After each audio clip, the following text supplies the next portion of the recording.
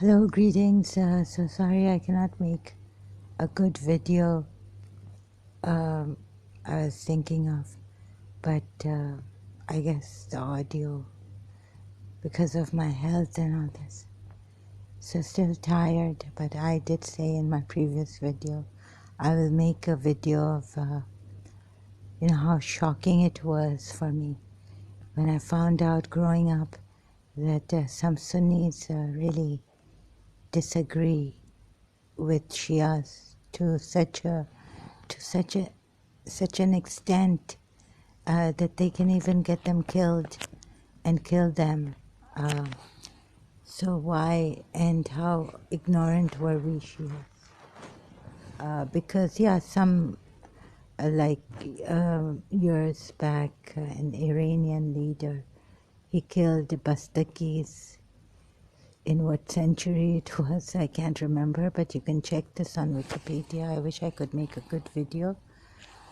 And I could put in the dates and give you the names of that Shia Iranian leader who went mad and killed and massacred Sunni minorities in Iran to convert them or death for them. I was told that they were asked to leave Iran, but when I went through Bastaki, when I checked Wikipedia, on Wikipedia, Bastakis of Iran, they were the Sunni minorities in Iran long time ago. So, sorry I cannot give you the century or the year, exact year, but it did happen. So, we Shias used to pride ourselves that we are not terrorists, we don't kill anyone and all this. But I was scared that, some Shias together, in this thing, when Sipai Saiba and all these extremist terrorists in Pakistan, I mean, there's a lot of hate for the Shias in Pakistan. So you can see the anti-Semitic, sorry if I mispronounced that word, like Maryam Nawaz Sharif's daughter recently against the ex-husband of Jemima. So she brought Jemima Goldsmith's children out saying things like that. Totally unfair. So why, okay, on the other hand, yes, we Shias did not kill Pakistani Sunni Muslims. Why didn't we kill them?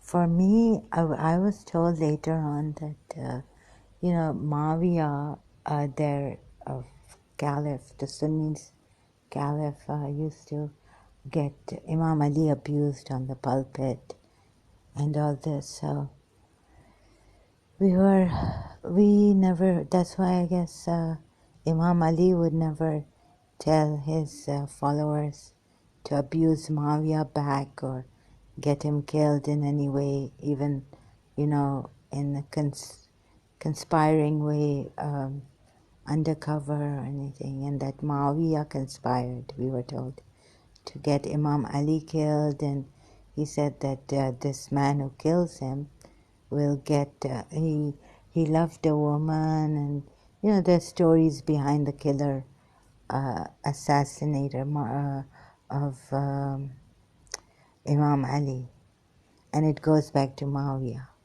And even Imam Hassan's martyrdom, that goes back to Muawiyah, planning the wife to give Imam Hassan, our second Imam, 12th or second Imam, poison.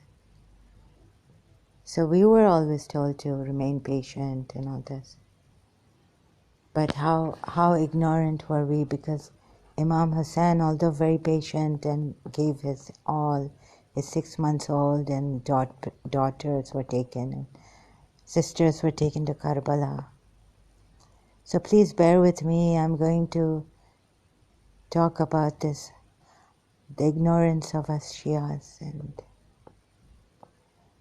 all the Sunni Shia first shock, how the Muslims hate each other, and why our hatred for some of the caliphs, or because we are on the justice, we feel, and taking the Sunni sources into consideration.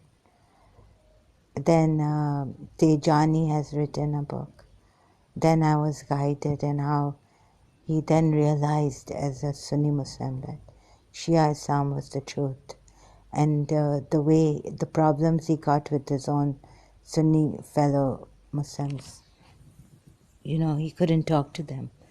But why we don't kill, our hatred, it's not for the Sunnis, and how we, that's what I used to think.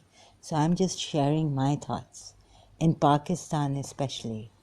Now, in Iran, long time ago, please, I will talk about that too if you think that I'm being prejudiced or something. So may God help me be in this health condition and all this. So, I was so, God help me. So I was so shocked.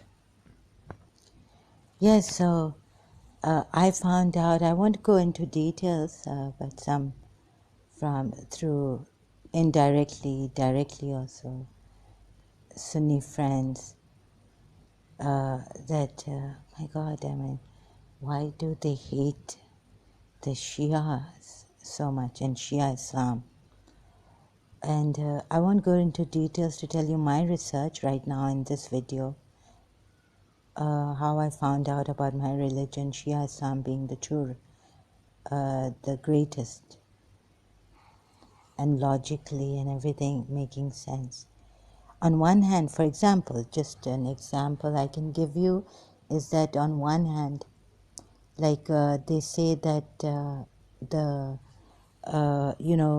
we must honor their four caliphs. It's the Sunnis' four caliphs, Rashidun, four caliphs.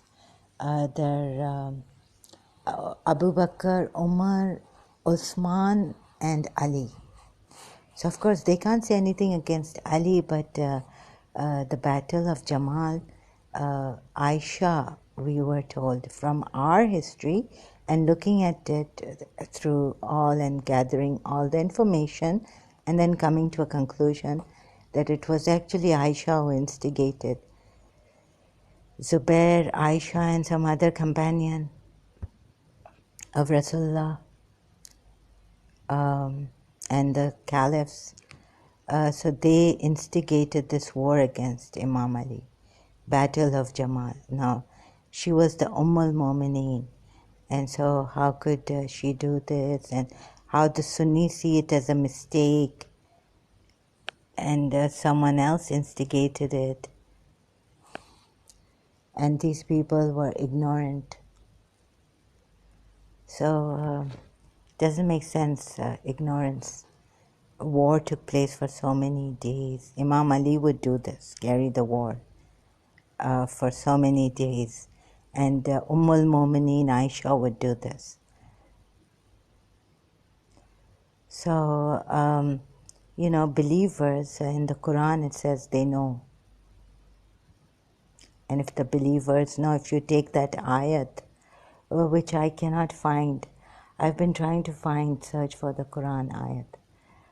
Believers know, and when Rasulullah had so much knowledge, unseen knowledge, and Imam Ali didn't have unseen knowledge, and Mu'mineen didn't have unseen knowledge that wars are taking place in ignorance, and someone instigated it, an enemy came, or some Jew did it, or someone else, a Kharij did it, or, like this just doesn't make sense to us. Whoever did it. The haters of Imam Ali, and the ones who got Osman bin Affan killed. So it goes on like this. So in my logic through the Shia Islam, didn't make sense to me, the logic of the Sunni Muslim. about this, the Battle of Jamal. A very easy example I can give you. The easy example is the calamity of Thursday, when Omar himself says that the Prophet, who wanted a pen and paper on his deathbed to write a will, to write something that would keep the Ummah united, Omar intervened and said that he's delirious because he has this fever, high fever. So how can the Prophet be delirious in high fever even? So this is, the Umar can say that the Prophet is delirious and let it, and then the Sunni side of it, sources side, is that they they make an excuse for Umar bin Khattab for saying this, that he was just trying to, oh God. So the Prophet himself is saying, on his deathbed, maybe that will be great. I mean, he's asking, give me paper and pen. I want to write something down. So Omar was like, no, he's delirious. He's delirious. So delirious is not an insult. They don't take it as an insult when Omar said it. And this is really out of it doesn't fall into my Shia logical mind. Maybe I've been brought up conditioned. So I looked at it through all sides. Or have I been brought up?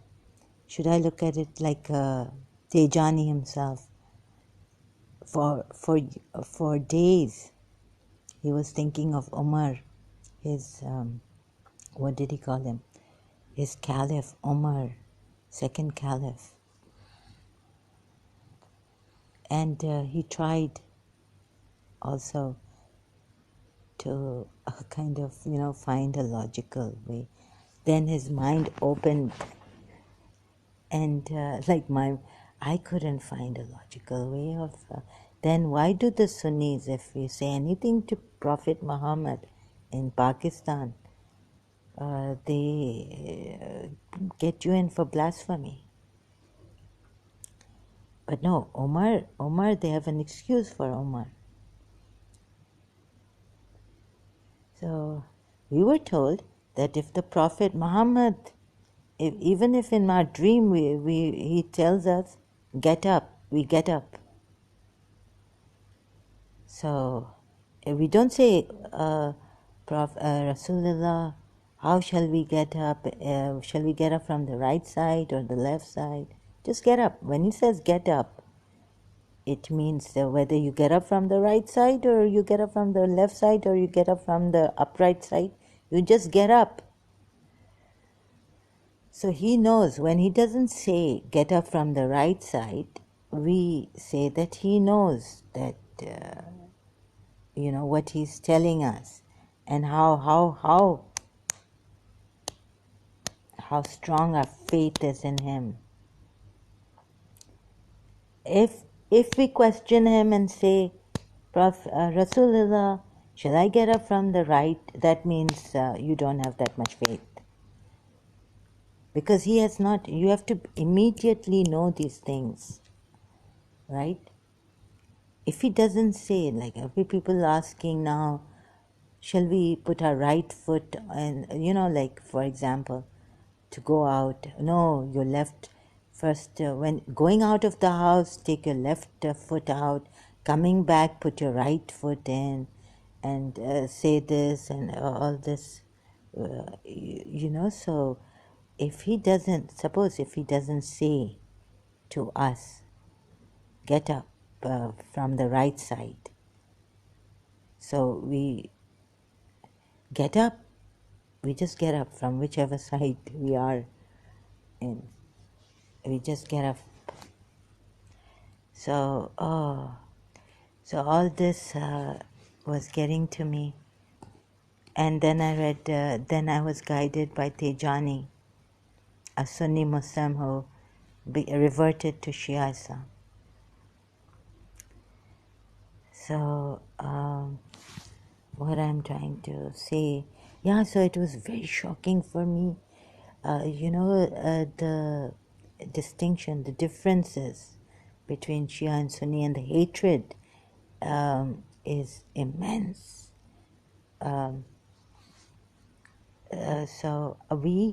Umar bin Khattab actually came to Bibi's house, Bibi Fatima Zahra's house, gave her trouble, and they even took fadak from her, the land. There's a case how Bibi Fatima Zahra went to Abu Bakr, the caliph of his time.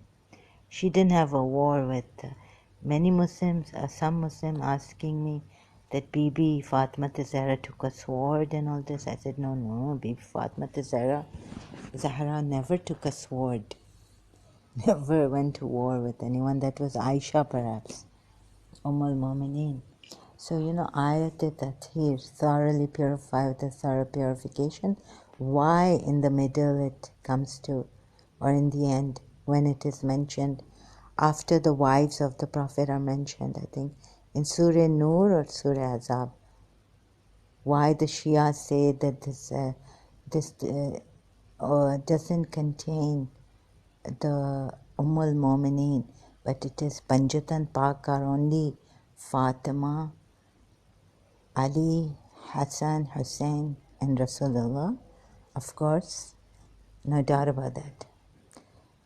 So I read some Sunni hadiths on that, where Rasulullah tells Salma, you have a good end, but you cannot be under the kisa, under this mental, and Jibrail comes and says, we thoroughly purify you with a thorough purification. All this explaining the ayat in the Sunni sources I found, maybe most probably in Sahih Muslim, and I can't remember how much in Sahih Bukhari, or whether it is actually mentioned in Sahih Bukhari, that the 5 thoroughly purified are these ones, not all, not the wives of the Prophet at all. Because the wives of the Prophet also in Surah Tahrim went against the Prophet and all this. So this is about the Shia-Sunni rift and such hatred.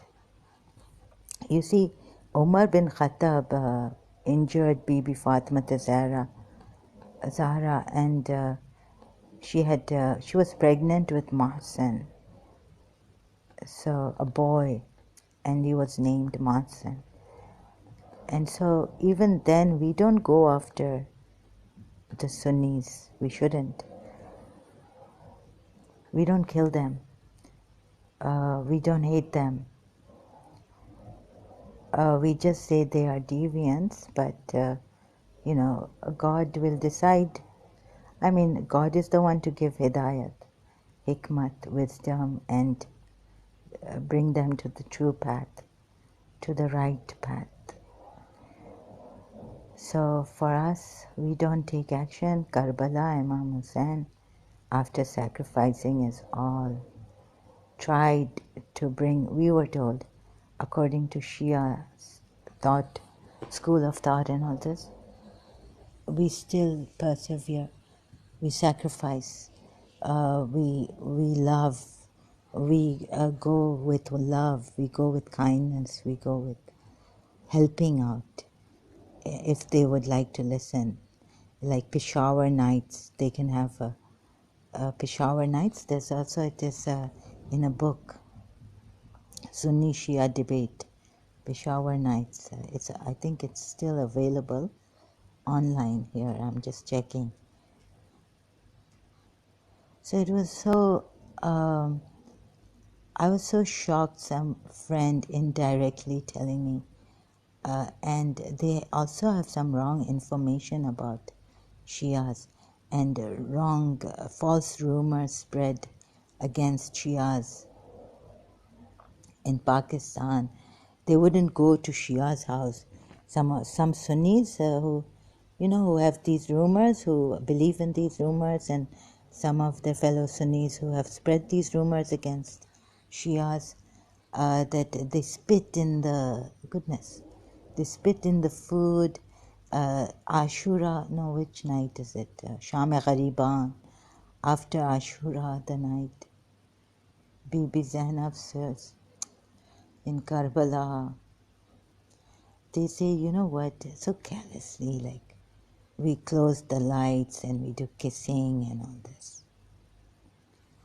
And Jibrail, about Jibrail bringing, we say that 12 Shias say this, that Jibrail made a mistake. So all this taking into consideration, I couldn't figure out. Some of us used to say that they have not understood Rasulullah's status properly. They still pray for Rasulullah to have that maqam al-mahmud or some, right? And we used to like say, what ridiculousness is this? Right? This is ridiculous. So, yeah, the blessings we used to send, but our blessing thing is shortened. Salawat, Durud Sharif, and theirs is longer. They go to Ibrahim wa Ali Ibrahim. So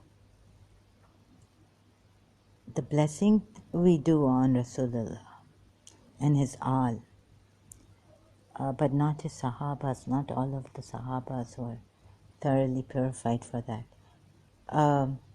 So there were some Sahabas who were hypocrites, who heard Bibi, who heard the Ahl al-Bayt. And so what happened to me is that so much maybe others tried to reason and say, you know, there will always be these hypocrites, and they are following the Umayyads, hypocrites. But I went deeper and deeper, and I wasn't satisfied. Until recently, I realized, I found in Hinduism, I don't know how far this is true, because you see, I saw a dream that the Kaaba was coming towards me on sea view.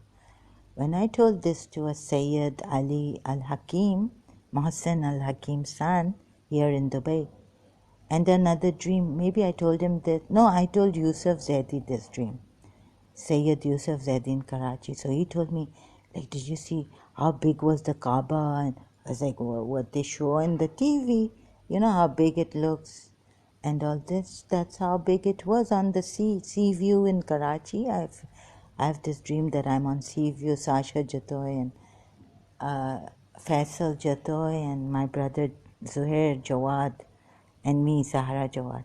We're all there. And when I see the Kaaba coming towards me, the water is bringing it towards us. Then when I look around and say, I'm not saying anything out loud, but I just think, where have they all gone?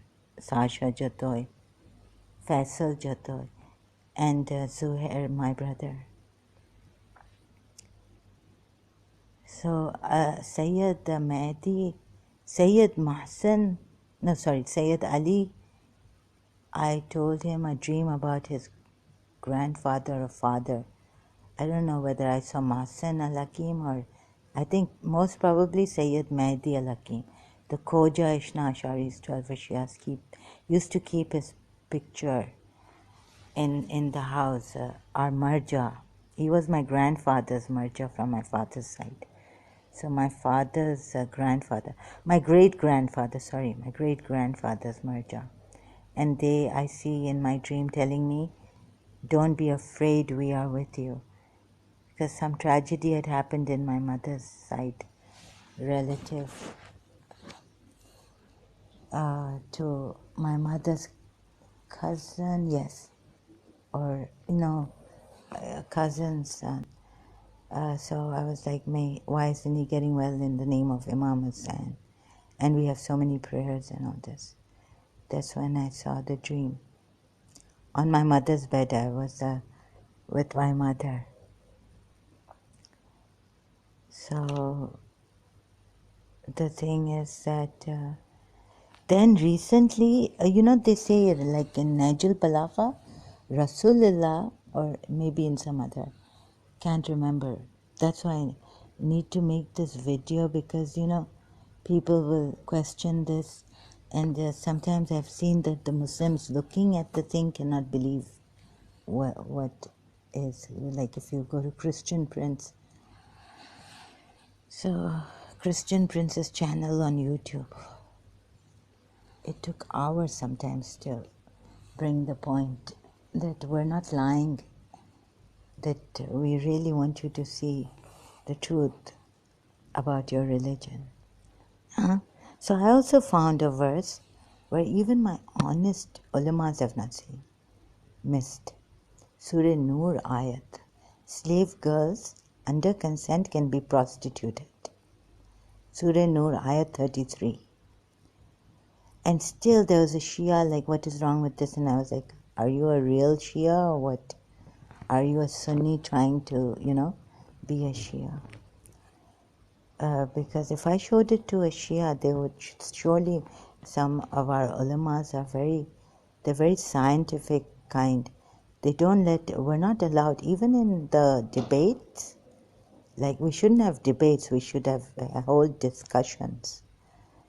So some of our ulamas and true Shias do not harass others on this, a fellow Shia telling them, pointing this verse out. We should not get our emotions, even when we're discussing with a Sunni fellow Muslim or an Ahmadi or someone like this. So you know how Ahmadis, they also, like this, their leader, Irani Shia, he thought he was a reincarnation or incarnation. He was Imam Mahdi. Then later on I did more. I looked into the matter on Wikipedia. So what was all this going on like? In us Shak Shoba Baha'is, some Shia Muslim in Iran been killing Baha'is out of all this. Baha'i leader, Baha'is, Shak Shoba, big ulamas of ours, religious scholars, Shia, not saying a thing. Shak Shoba or disintegrated Muslim community. We blame it on hypocrisy. We blame it on not properly holding on to this religion. And so it went on like this until recently I found out that where my Shias could not see in Surah Azab, it's difficult in Surah Azab to show them. But how can Rasulullah make a mistake? We're told Rasulullah is infallible. He cannot make a mistake. So in Surah Abasa, he did not frown at the blind man. How can he frown at a blind man? So now I've started to take the Sunni hadiths from the Umayyad side more seriously than the Shia from the Ahlul Bayt side. Because my imams, I feel, are false, and Muhammad is a false prophet. So I could go to Surah Azab and show you where Shias have missed, where God says He actually has mentioned that you made a mistake. And then if you go to multilingual Aka Puya commentary, you see that He He made those people, whether they were at that time, they were Muslims, He made them bear witness, and He practiced this pagan law of adopting the son, adopting Zaid. This is even mentioned in our Shia sources. So it has come through our Imam that Aka Puya has mentioned this. One of the Imams, 12 Imams.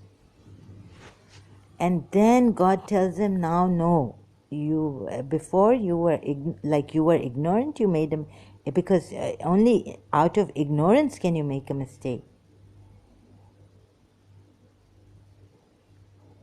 But we were told he's infallible, he cannot make a mistake. So I don't know what Allama Tabatabai, because if there's an English translation.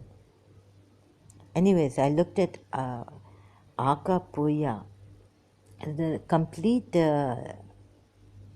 Quran, with the Ahl al-Bayt, our Imams and all, narrations of the complete Quran ayats are missing from Allama Tabatabai because the book has not been translated Arabic or Persian into this English. So anyhow, I took Aka Puya and you get it on multilingual Quran. You just Google search multilingual Quran. You tick mark on Puya Ali commentary, and you go to the surah and you get the commentary there, Surah Azab, and the explanation. So it's given there. So how can they say that Rasulullah never made a mistake when he did? And how can Rasulullah plead ignorance of the law of God? As it was coming, because the Shias would say, no, that was not a valid mistake, because the Quran did not come completely on him in his heart. Jibril used to bring it, in parts. So that mistake that God says that Rasulullah made by adopting Zaid as his son, practicing a pagan Arab law, is wrong. I mean, it's not a mistake. It is that the law had not yet come. But here, so which word actually is used? I mean, the Shias will look at it, whether it is that unintentional mistake, whether it is because the God would have said that you did not make a mistake, but I had not yet given you the law, so you practice the pagan law and then change it. And then bring that law, this is the Islamic law now. So why wait for such a long time? So if the Shias had really looked at this, right? First you make, then for Zainab bin Jahsh. But Zainab bin Jahsh, because Zainab bin Jahsh was miserable now. But Rasulullah told Zainab bin Jahsh to marry Zaid, and she wasn't willing to marry Zaid. So considering all these points that I've considered and more, I'm not going to now say here, it doesn't make sense. So the heights, Najl Balagha is the peak of eloquence, it means. Imam Ali's book, they say, is on Imam Ali. Some in 80, then on women, how evil they are and lacking in intelligence. Here it falters. It is unfair. But then, I don't know. But on one hand, Shia ulama are so honest, the honest ones I'm talking about, sincere ones who have given their blood, sweat, lives. I mean, the Umayyads, we were told, were after them, killing Sunnis, Sunni extremists, Orthodox, after them and all this. So they risked their lives to bring the truth to us and write and give the narrations, compile the narrations of our Imams and explain with such reason that is like perfect logic from all angles, right? Covering all angles. 3:13 p.m. Ya Hujjatul Qaimat, my Imam Mahdi. So it was very tough. And so recently, so with all this, also questioning Shia, my Shias, how have you missed this, and why did God take a long time? And prostitution is allowed of slave girls under consent. Then I found this, that also the Kaaba dream. So Rasulullah tells Imam Ali that the Kaaba doesn't only the Kaaba, everyone else comes to the Kaaba, right? Kaaba doesn't go to others, but only you or something like this. To you it comes, or for you. Something like this is written in Najl Balagha. So before I went to London, this is now in 1994 or 1995, just graduating, 1993. In some month, 1993, I graduated from St. Joseph's College, and then before leaving for London, I had this dream that the Kaaba is coming towards me. The sea, the water is bringing it. So then when I looked at Najl Balagha or some book, I think it was most probably Najl Balagha. But there I can't find it because I had the book, introduction, everything in my hand, the book in my hand. So in that, Rasulullah tells Ali that the Kaaba doesn't go to anyone, but it only comes to you, or or something like this. So then the Kaaba was coming towards me, the water was bringing it in this. That's how I felt. It wasn't going away. It was some miles away from me, but it was coming towards me, I felt, in my dream. So Muhammad, I found out, maybe it is true, maybe not, was an Asura. And he had a problem with Lord Shiva. So I've seen, Muhammad is a demon Asura, revealed by Lord Shiva, long time ago in their, some say it is in Bhavishya Purana. Bhavishya, it's Bhavishya Purana. Here it is. If I can, this doesn't focus well. I don't know how well it will be focusing, but I can see it. Enlightens King Bhojaraj.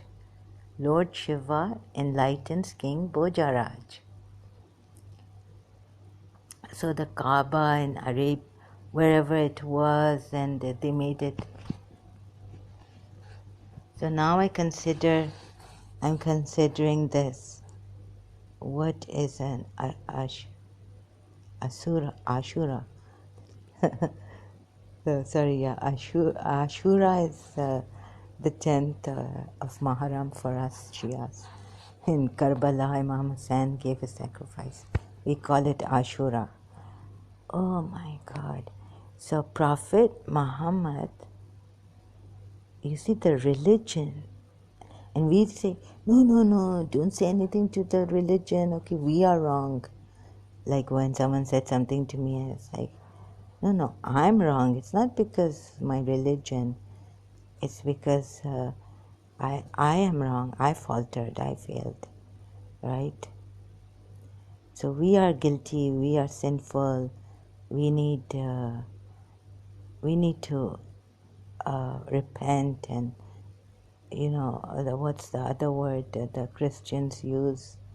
Repentance and some other word. Anyways, it's not coming to me right now. So I just want to get this message through. So I had dreams of Imam Mahdi, and before going to London, and then after going to London, still he never came to help. My mother passed away tragically. My mother was calling to him. All Shias, we've been calling Imam Mahdi, but we feel that we are told by the ulamas of Iran and Iraq and, by those who have seen him, very high caliber of faith, that no, he still hasn't found, until 313 of the same Badr, Jang-e Badr, the Muslims who fought in Jang-e Badr, a defensive war, and until there will only remain 40 Mu'mineen. Like there are not even 313 true Mu'mineen Shias in this world for him to appear and help out. On the other hand, we are okay. He's such high faith, and people have just gone astray. Even the Shias and all, they're not true Shias. How many will give their lives? Allama Iqbal says, "Karwan mein ek bhi Hussaini nahi hai, Shabir." So, all this we had to listen to this, and I didn't mind. But I still felt that Imam should come, since he has come in my dream and he was helping me, gave me the Quran in my right hand and all this.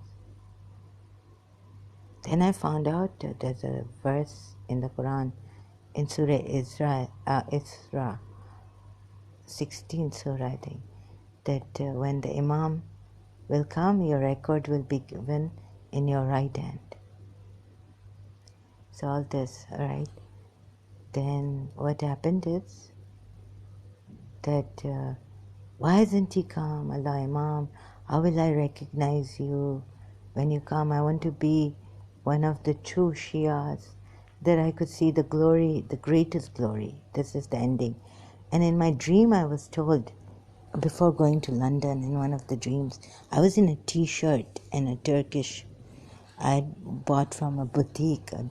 So I didn't buy the t-shirt from the boutique, but the shalwar I was wearing was a kind of a very Turkish style shalwar.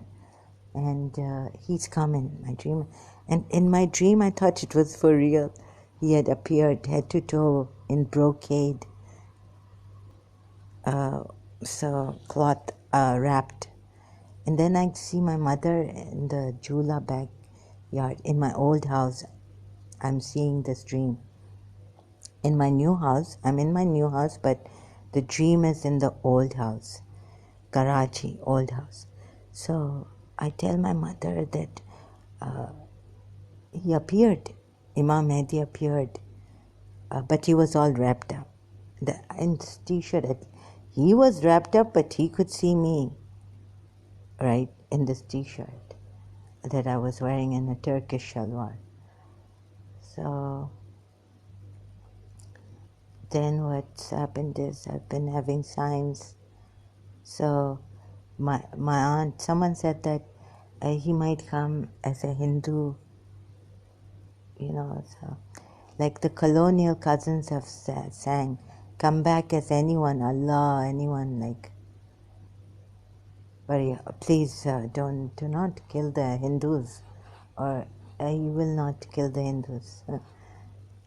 So because I'm being told that whether Shia Islam or Sunni Islam or any Islam, it is Prophet Muhammad, to be precise, is a false prophet.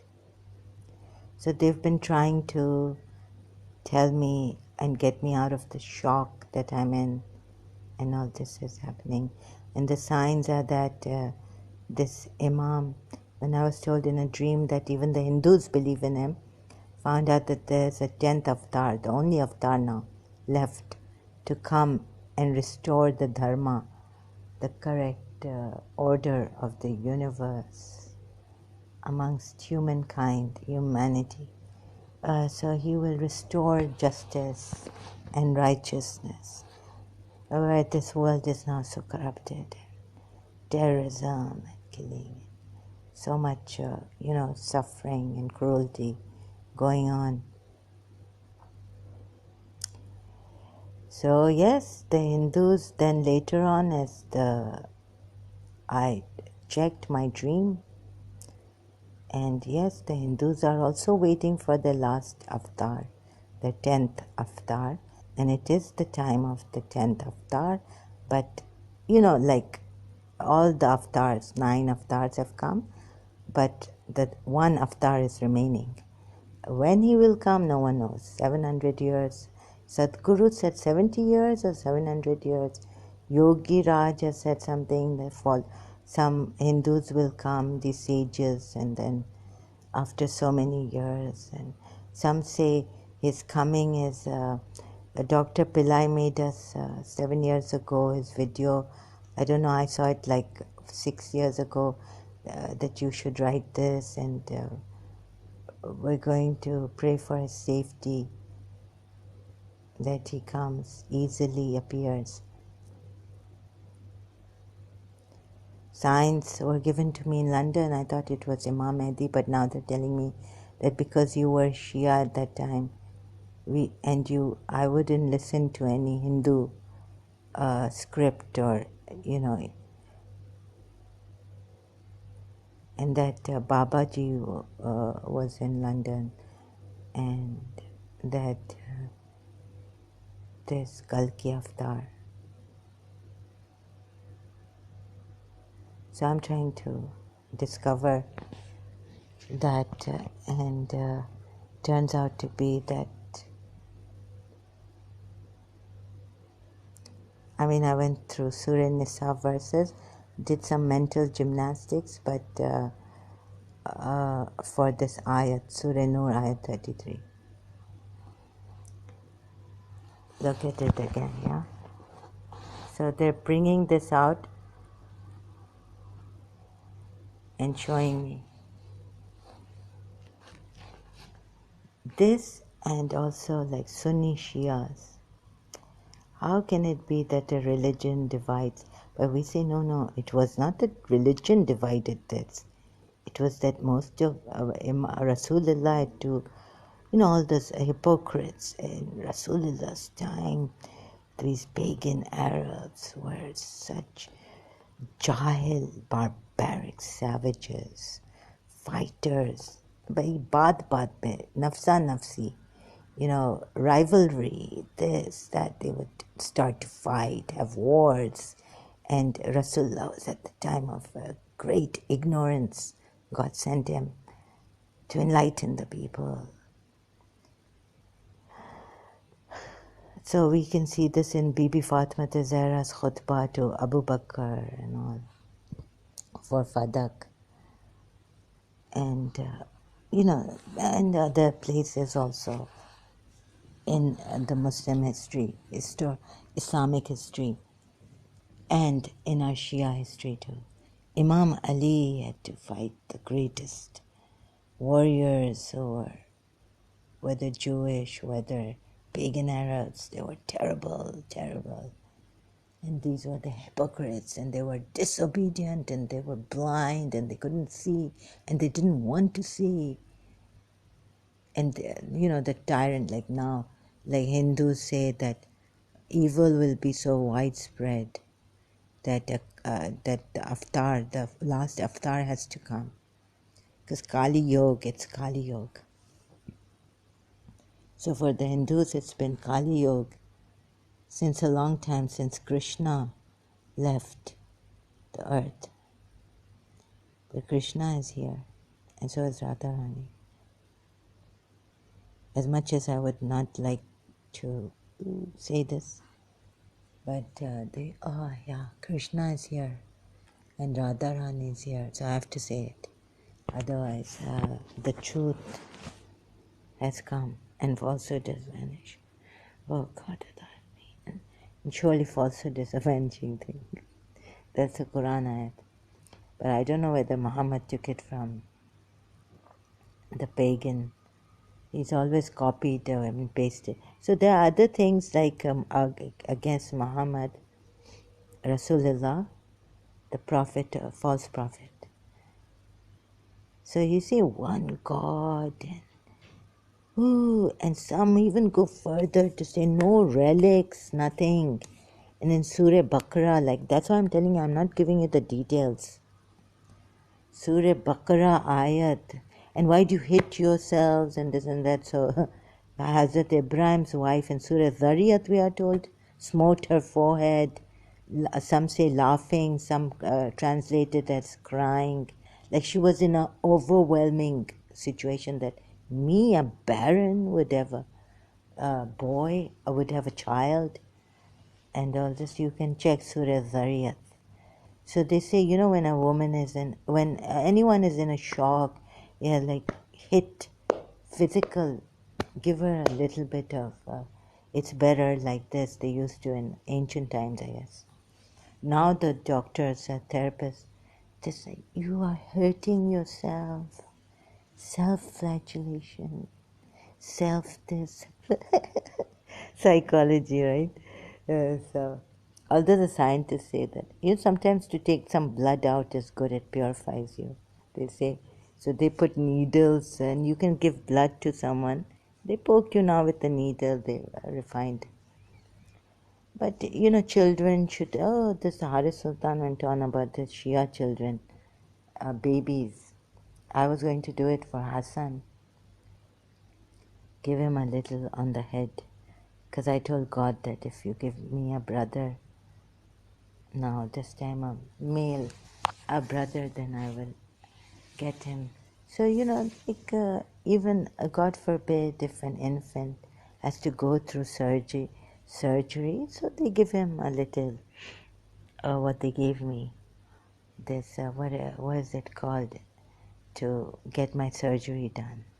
So they use these tools and everything. Anyhow, now science has advanced. They can even take a tumor out from the head through this, the rays they give. What do you call it? Now I keep forgetting the names and all. So my English, my words deteriorating.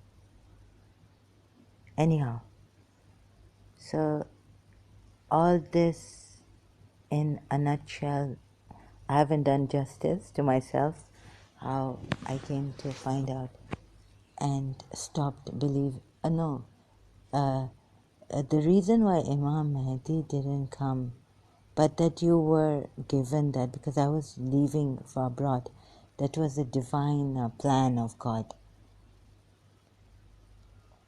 And a first time leaving my mother. So, although London is a good place, very trustworthy, I feel very comfortable in London, but still, my family, I was homesick. So, my mother's prayers, and there were enemies who didn't want me, wanted to scare me out of London, so that I would leave my studies halfway or even like within 6 months.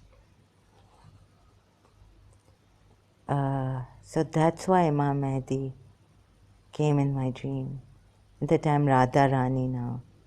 So it was actually the Kalki Avatar. So I was like wondering how to save my Shias. Because, they're waiting for Imam Mahdi. So this time I was told, please, don't worry about the Shias because now what can we do? But that if you believe in Hinduism, then you have a reincarnation and they won't go to hell or anything like this. So you have not much to worry about the Shias in this way that, they believe in a wrong imam, so will they go to hell or things like that? No. Because this Kalki Hindu avatar will be very compassionate, understanding, enlightened, of very, very high caliber, extreme power, and will, also compassionate.